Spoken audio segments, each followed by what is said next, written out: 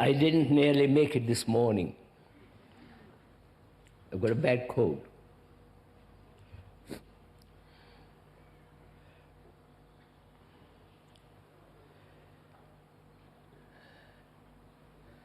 Shall we go on with what we were talking about day before yesterday, shall we? It seems to me that we never seriously think things through. We go halfway and give it up.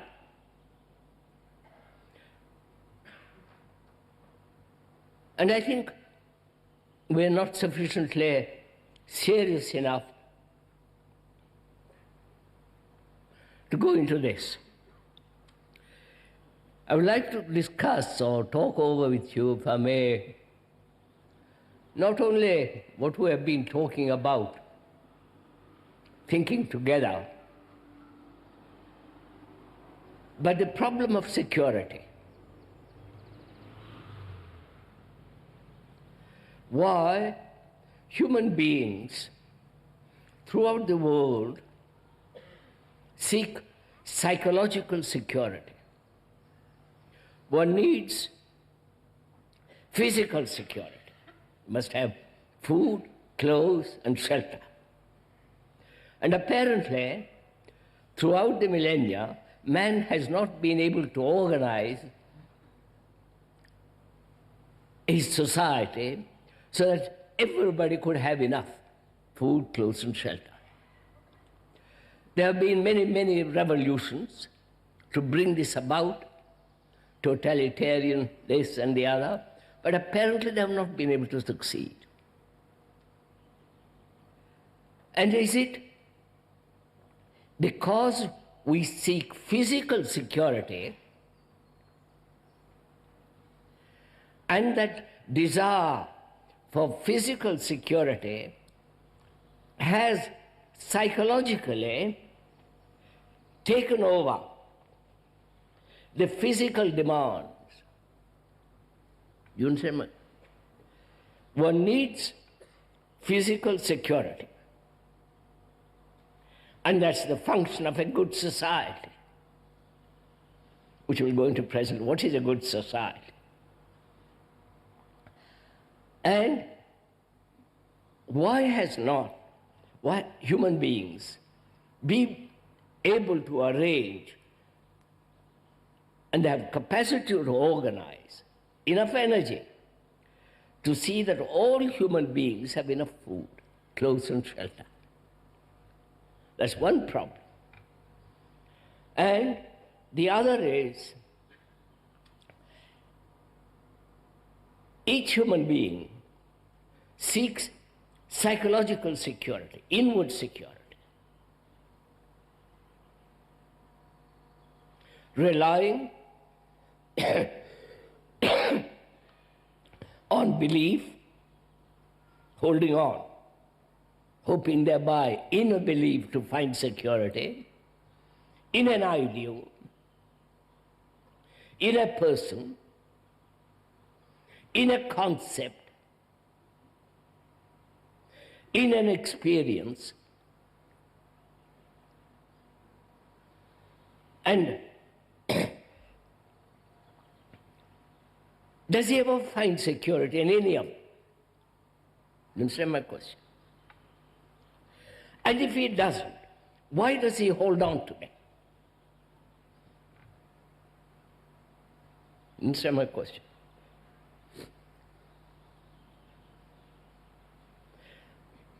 If one may, let us think over together this question. That is, if you are willing, put aside your particular vanity, your particular prejudice, your own conclusions, and let's think over this problem together. Which means you're not accepting what the speaker is saying, nor are you accepting your own conclusions, because you have none. You put them aside.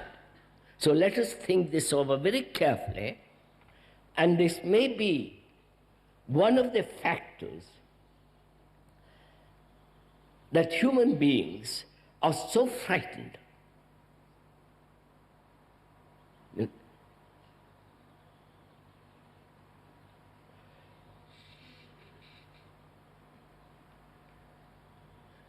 Why does the mind cling to a particular memory, to a particular experience, hold on to a belief which has lost all meaning?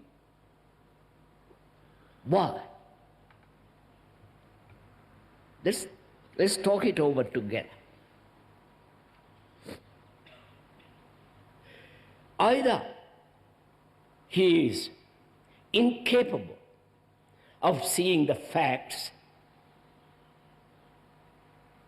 or he likes to live in an illusion, in a make-believe, which has nothing whatsoever to do with actuality.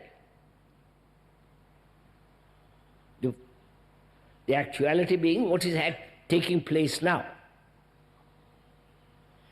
Or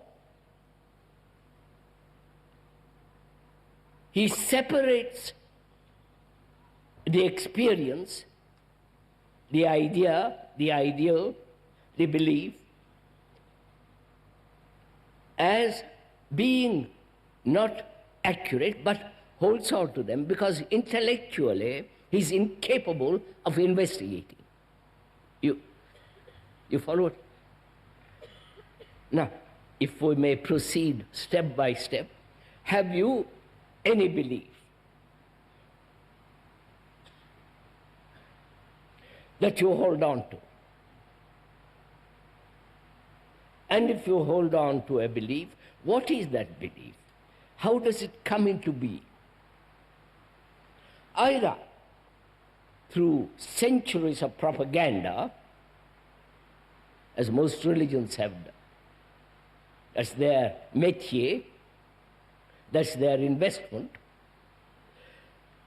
For centuries, a belief has been created. And one accepts it naturally from childhood.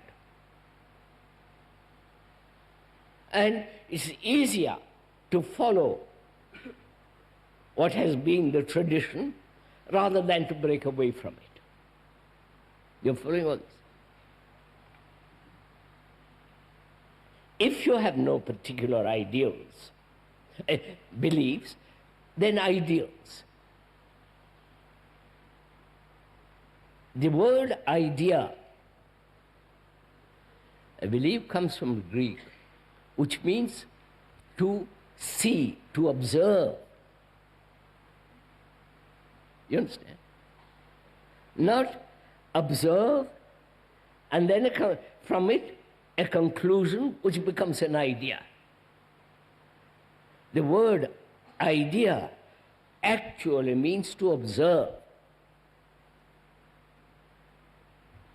Now, have we ideals?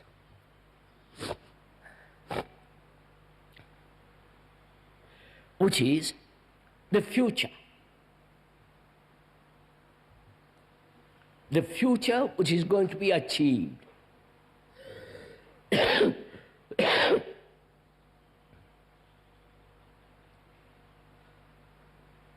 The ideal has been projected from the experiences of the past,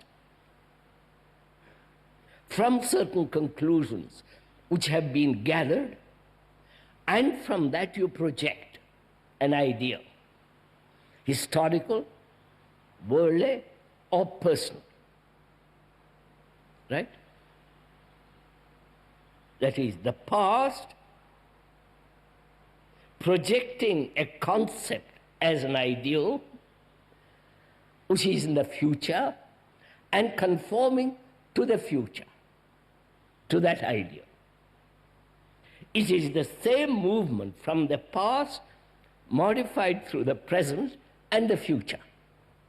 Right? That's clear, isn't it? Now, if you see that when you have an ideal, there must be a contradiction in your daily life, because that ideal is something non-real, right? Non-factual. But the factual is what is happening. And hence a conflict, an adjustment, a imitation, a division. So there is constantly approximating one's action to something which is not factual. I wonder if that is illusory, this is actual.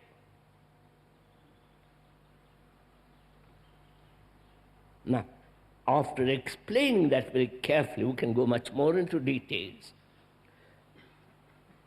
Do you actually see this fact?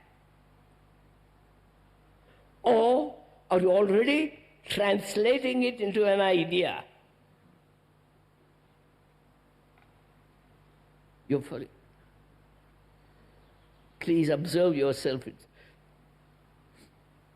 That is, if one has a belief, an ideal, and you see the nature of the ideal, how the ideal comes into being. Lenin, all the Maoists have these ideals. After studying history and coming to their own particular conclusion about history, and then projecting the ideas, and then making human beings conform to that ideal.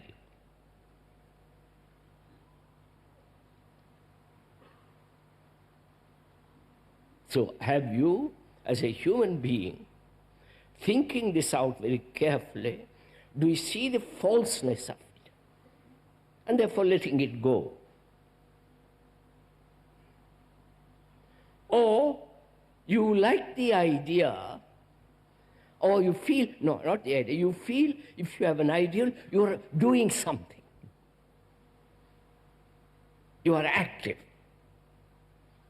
You are accomplishing, fulfilling your ideals.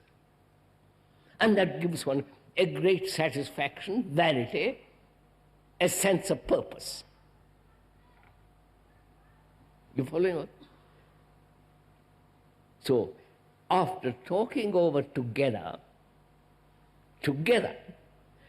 does one put aside ideals.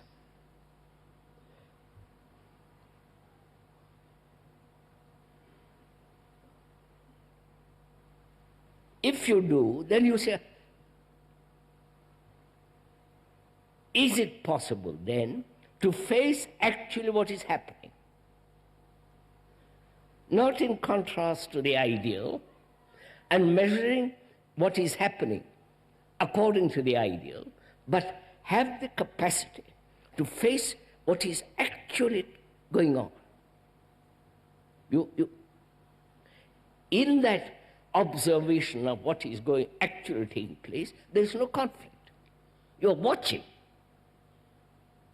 I wonder if you see this. Are we together in this, or am I?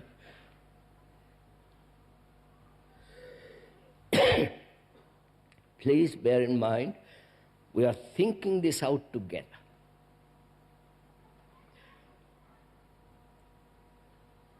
It's very important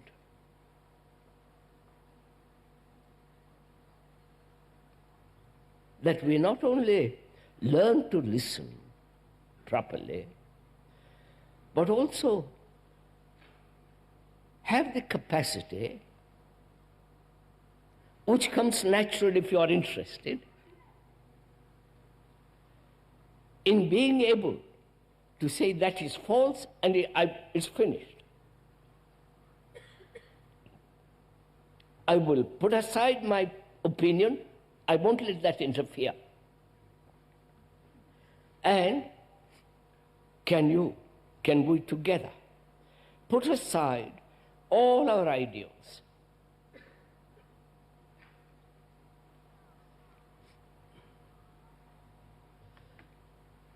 please. Because we are thinking this out together, because we are inquiring into the question of security. We think we are secure when we pursue an ideal. However false it is, however unreal it is, which has no validity, it gives a certain sense of purpose. And that sense of purpose gives a certain quality of assurance, satisfaction, security. Right? Can we go along? Not go along verbally, but actually you have put aside your ideals. So now we are inquiring into the question of security. And why do human beings, right throughout the world, hold on to experience? Please ask yourself. Not only sexual, physical experiences, but also so-called spiritual experiences, which are much more dangerous.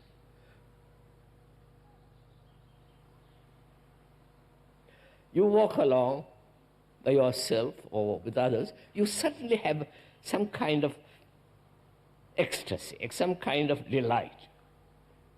And that experience, you store it, hold on to it. The thing is over, right? There's the memory of it, and one holds on to that memory, which is called experience. The actual word experience means to go through, isn't it?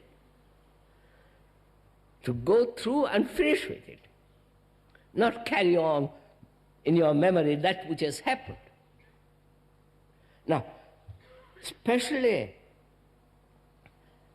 in so-called psychological experiences or religious experiences, which are very, very subtle in their happenings, the human mind takes delight in something which is not ordinary. Ordinary being that which is happening every day. And that which has happened suddenly, or which has happened after unconsciously working at it, and then happening, I hope you are following all this, and holding on to it. Why? Does that give one a certain sense of having experienced, known that which is something not ordinary? And that gives one a delight, a great pleasure, and in that experience there is a certain quality of security, because you have experienced something totally other than what is. Right, you're following all this? And does belief, ideal, experience, remembrances, do they give security? Actual security. As physical security. You follow me? Or does the mind like to live in a certain area of illusion?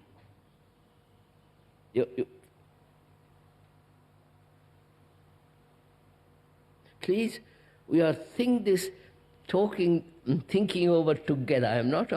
We are not doing propaganda or trying to convince you of anything, but we are trying together to find out why human beings hold on to illusions which are obvious to another.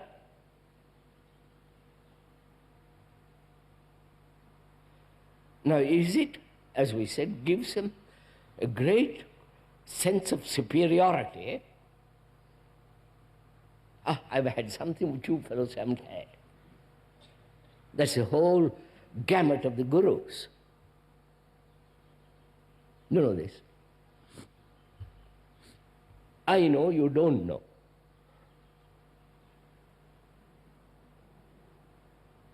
And why do human beings live in this way? Why do you or X live this way? Please think it out. Let's think it over together. Because your experience is personal, enclosing, self-centered, and the another is the same. So there is always, your experience is different from mine or another, and mine is better than yours. So there is always this division going on.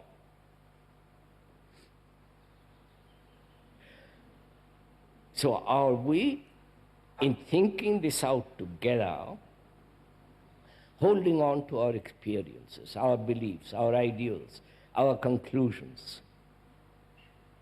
knowing that they are merely verbal structure, knowing that they are merely a thing that's gone, finished, in the past?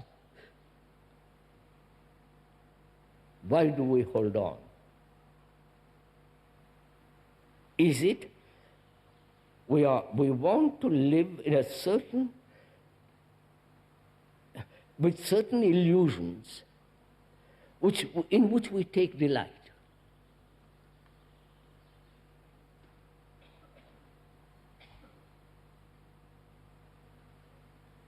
So, does security lie in illusions?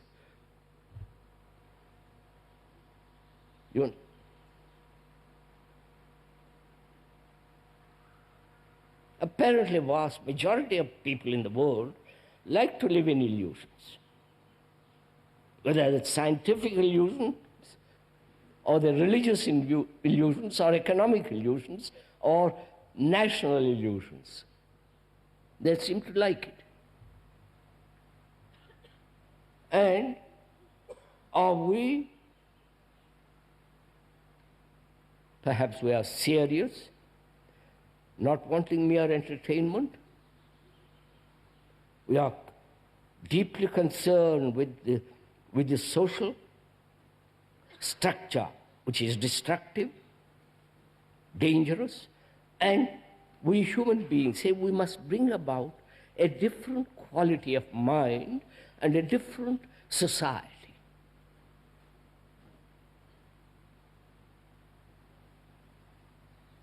So we are asking, why do we find security in illusions? It's very, please find out. And why is it that we cannot possibly face facts?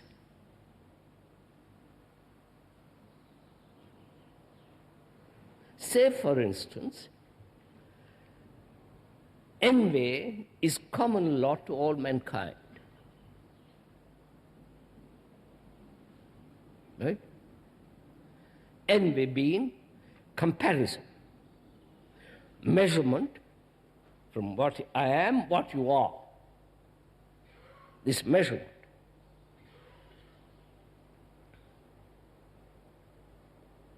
Now,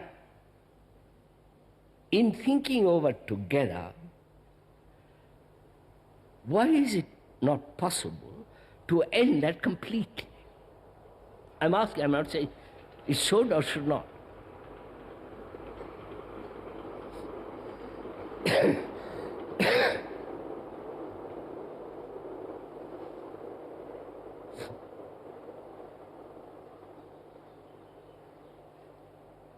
The fact is the reaction which we call envy.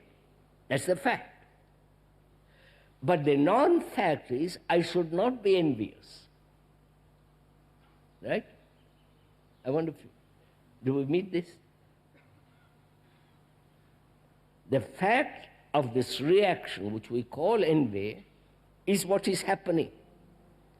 But the mind has projected the concept that one should not be, which is unreal. So you are struggling to move from the fact into non-fact. I wonder if you see all this. Right, sir? Are we meeting each other? Whereas, to face the fact without the non-fact, are we meeting? I don't know. Or you want, so, we have been so trained, educated, to accept non-facts as being far more important than the actual. And in the non-fact, we think we shall have found security. Right? Now, do you, when you hear that, is it an idea, a concept, or you are really listening? And therefore, you see the non-fact and finish with it. I wonder if you see this. Right? So we have to go into the question.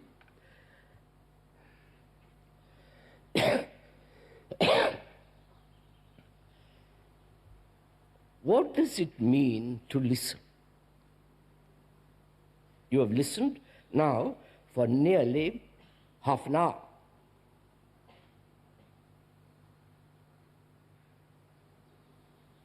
Have you listened actually for half an hour to what is being said, which is what you are saying to yourself, not what is another is saying, right? Are you listening so completely you see the illusion actually and see the absurdity of living in an illusion and finish with it?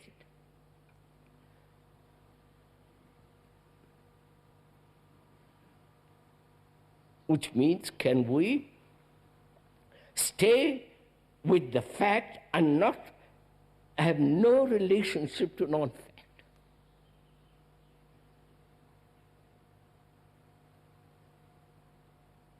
Because our minds, as we said, is conditioned to non-facts. Just see what we have done.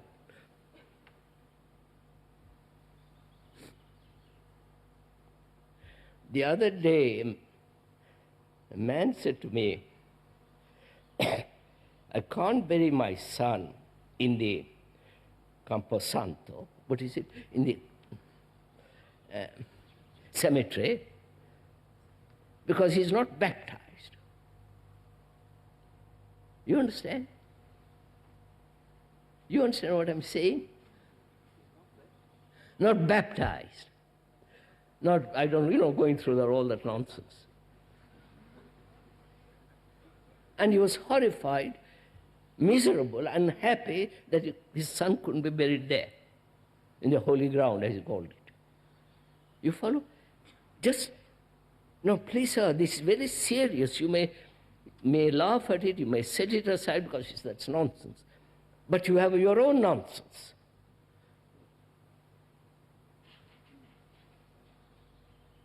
So can we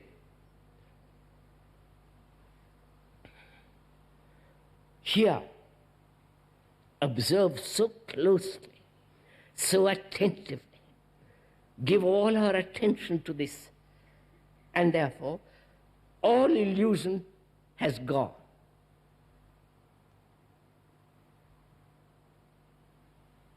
And this illusion is part of our conditioning. If you're a Catholic, look at the illusions you have.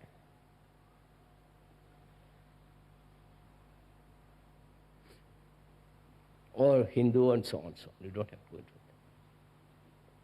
that. Now,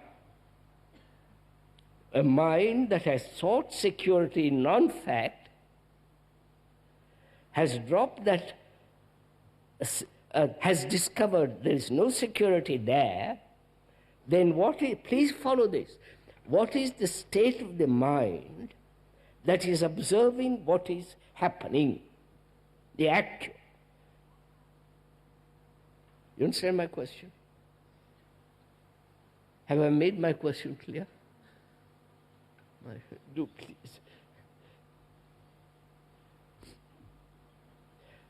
All right. Suppose I have not, it's finished. I have no illusions. Which doesn't mean I'm cynical, which doesn't mean I'm indifferent, or I have become bitter, but illusions no longer play a part in my life. Then I ask myself, what is the quality of the mind, your mind, together? What is the quality of our minds which is facing that which is happening? You understand my question? You understand my question, sir? Huh? What is the state of your mind that is freed from all kinds of illusion?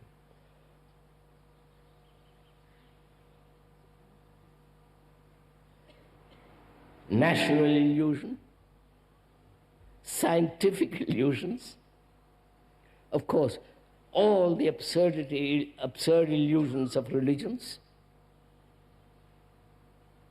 and your own, the illusion that you have been carrying as your own experience, right? What is the quality of a mind that is free?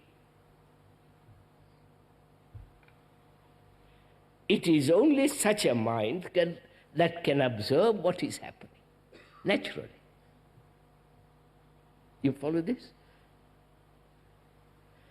Now the question then is, the mind is seeking security, right? It wants security. It has not found security in any illusion, right? But yet it says, I must have security. I wonder if you're following all this.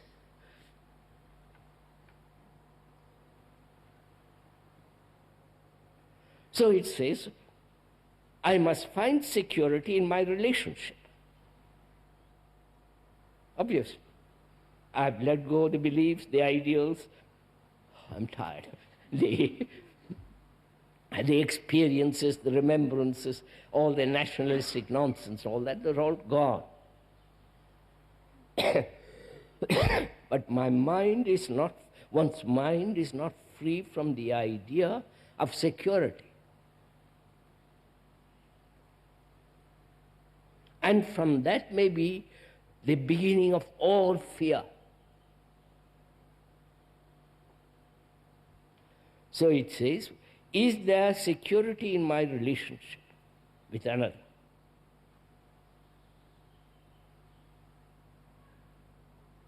Go on, you're the people who are caught in this, so is there security? In the image I have created about my wife, or my husband, my girl? Obviously not. Because that image is the projection of past experience, right? And the past experience has brought about this image, and according to that image, I act, which is the future. You, right? Am I making this awfully difficult?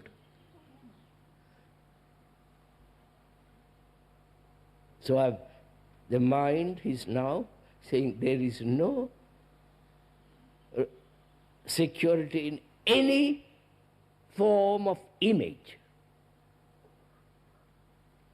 Right? Not in relationship, but in any form of having an image which thought has created from the past experience.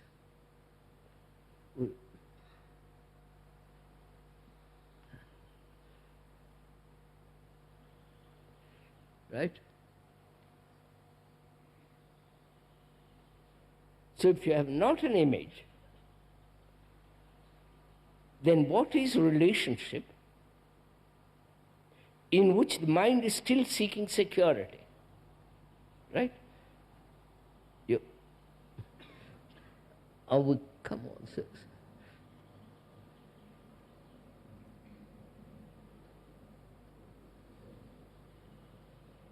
Is there a relationship between two people when they are not absolutely thinking together?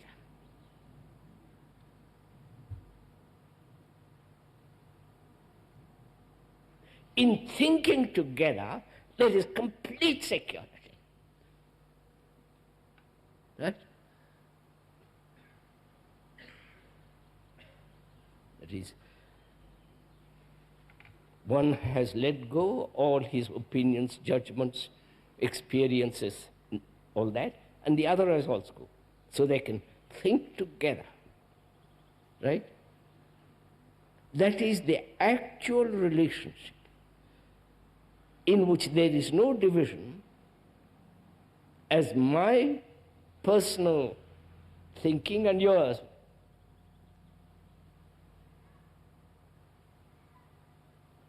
Right? So we are saying there is security, psychologically, total security, when the mind is freed from all illusion.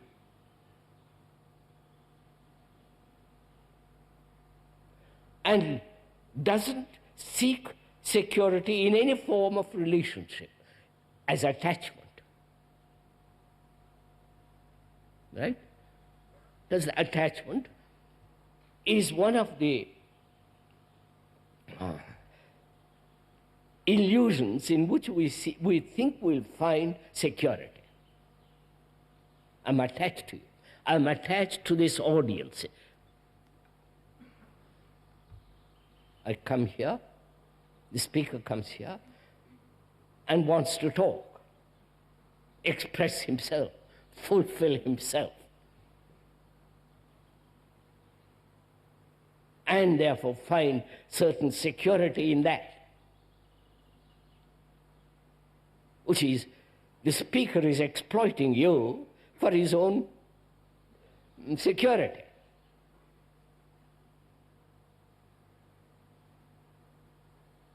And when the speaker is honest and fairly decent, he says what rot it is, and he moves away from that kind of nonsense. So, in attachment, we want to find security. And when you don't find in a particular attachment, you try to find it in another attachment. One is married to one for 20 years, and you're bored, and you suddenly run off with somebody else, which is what is happening in this society. And there, you're hoping to find some kind of security, excitement, sex, and all the rest of it. See what we are doing, sirs. Or you are attached to your present lady or man and are satisfied. Right? Which is another security.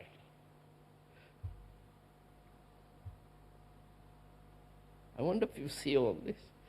I wonder if you see how your mind is playing tricks on yourself all the time. This is called love.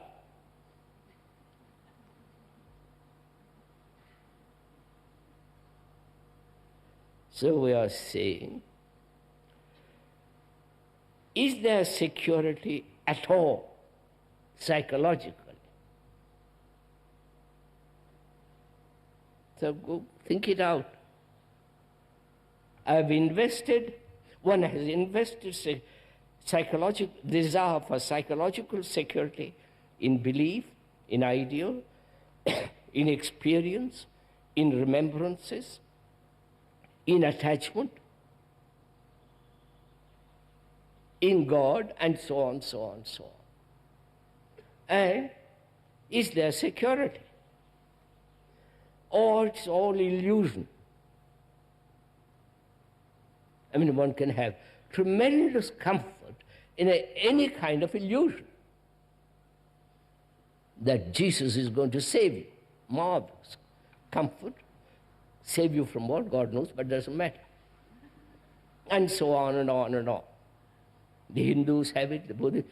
The same pattern is repeated throughout the world. Which means we never face the fact, but rather live in non-fact.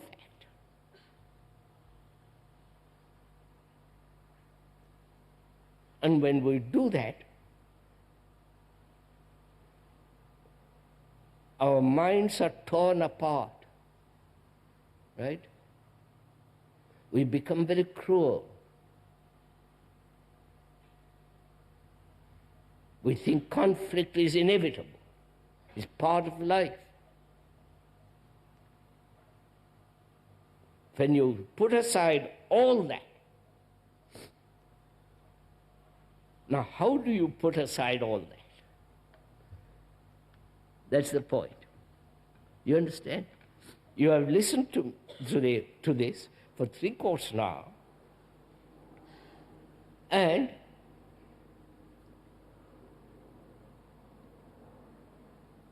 in what manner,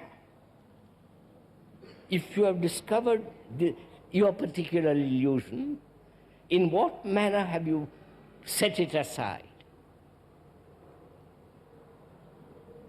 You understand? Please follow this.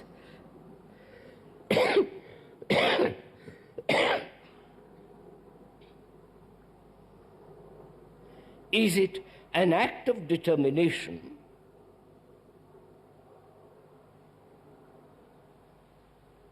Is it an act of choice? Saying, this is illusion, I prefer that. Is it an outcome of somebody else's concept imposed upon you? Is it your own clarity of observation?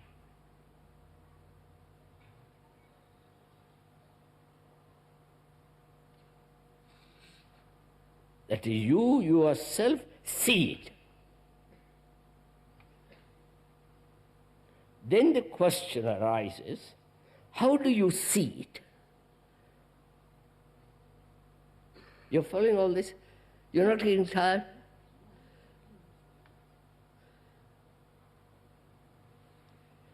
One sees one has caught in an illusion, an ideal. How do you see this phenomena? Is it a reasoned out conclusion, a clarity of verbal explanation? Is it that you are being skillfully persuaded, or you yourself see this fact? Now, we're asking, how do you see it? Do you see it merely as visual perception, the facts in the world? And therefore, from visual perception,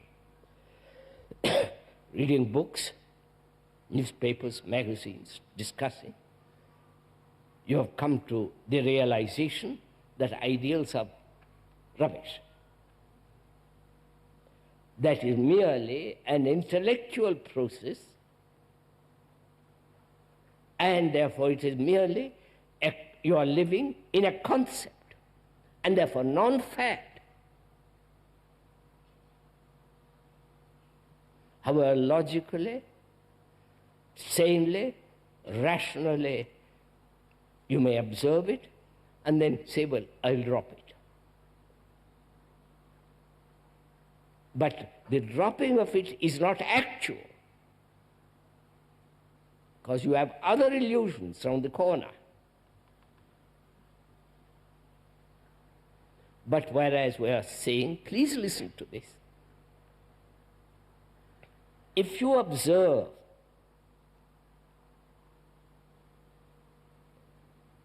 without any remembrance in your observation, I must make this clear, otherwise you will think I'm crazy.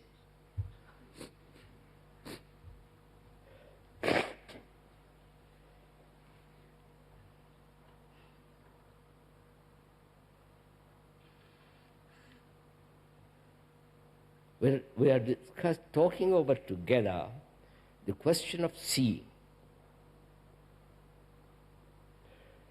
Whether you have come to the conclusion where illusions are nonsensical and therefore you won't be involved in them.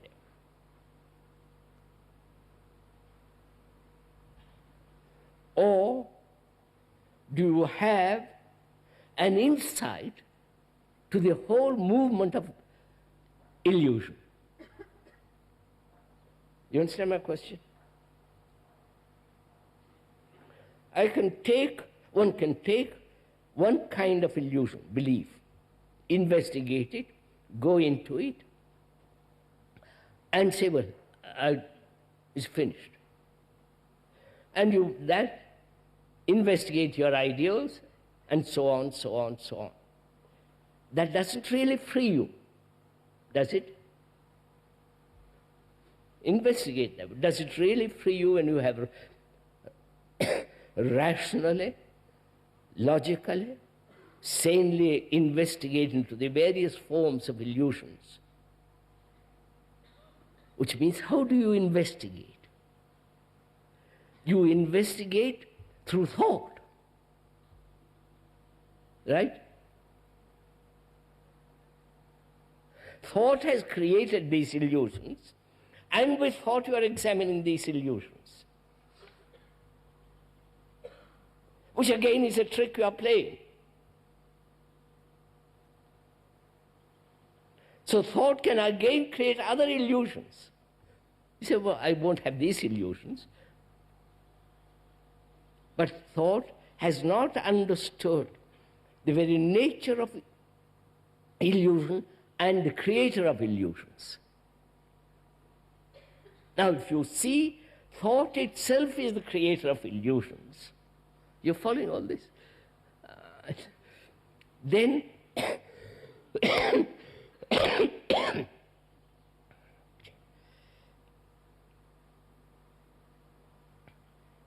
when the mind itself sees that thought is the creator of illusions, then you have an insight into the whole nature of illusions. It is that insight that's going to dissolve all illusions. I wonder if you got it. Should we discuss or go into the question of insight? We've got 7 minutes.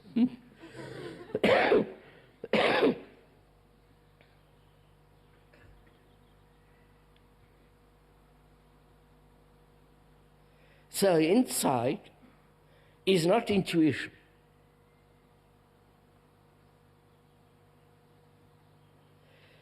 Intuition may be a refined form of desire.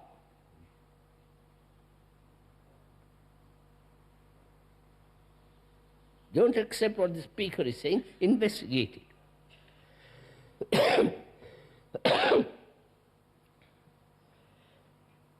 Intuition or apprehension may be the unconscious projection which is taken as something extraordinary real. Right? So we are saying insight is not related to any form of desire.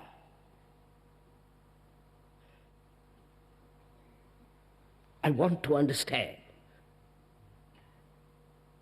I must go into this. The motive behind this desire wanting to comprehend. Right? Desire saying, this, I must find this out. So this is, if you want to go into it very carefully, insight is not the activity of desire.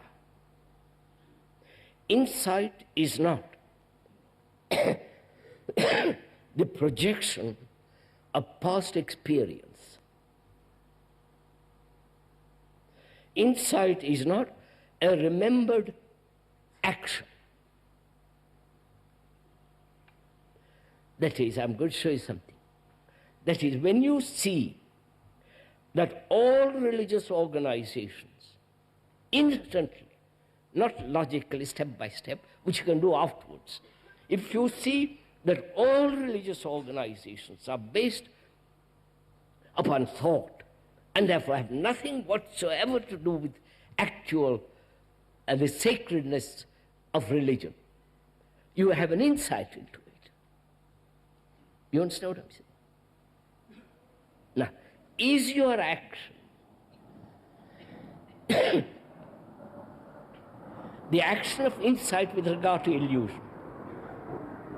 You understand my question? Or you are still analyzing it? You are still mentally active in exploration. Or you see instantly the nature of illusion and finished. You're following the difference? One is determination, choice, a subtle form of conclusion, and action. So, action takes an interval. There is time interval. We are saying in insight, there is immediate perception and action, in which there is no regret, no turning back. It is so.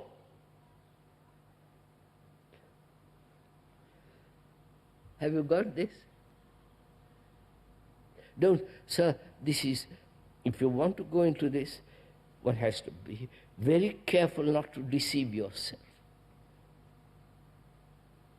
Because our minds are so quick in their capacity to deceive. I can say, yes, I've got insight into this.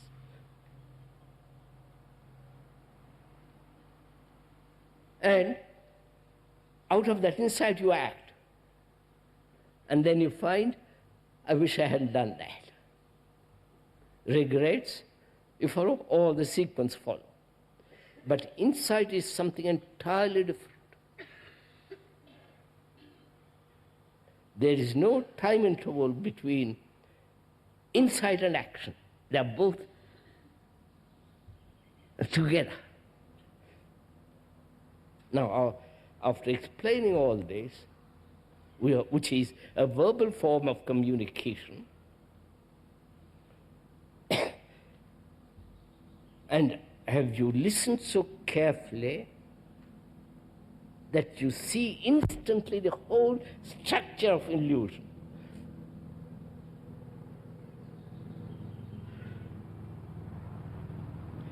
That is wisdom.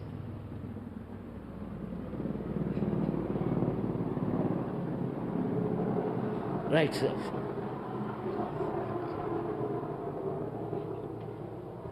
May we go?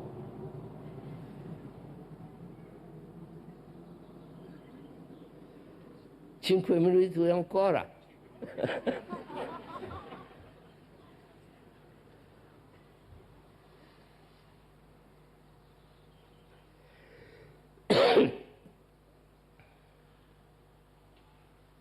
So when we sit together like this, fairly quietly and silently, listening, is the silence contrived, or you are so concerned not to solve your own personal problems, which will inevitably finish when you have understood the act of listening, the act of observation. The act of listening is in that there is no desire, just you listen.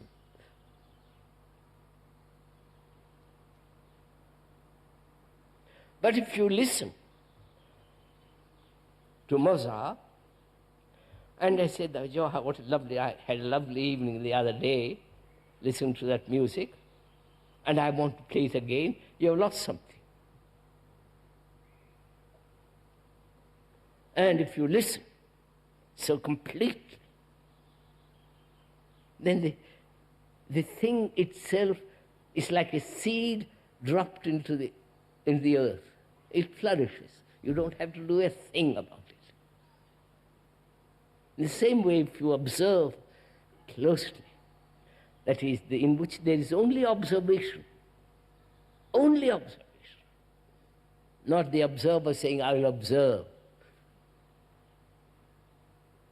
then in that observation and listening, there is a strange quality of attention which is inside. Right, sirs? Right. That enough?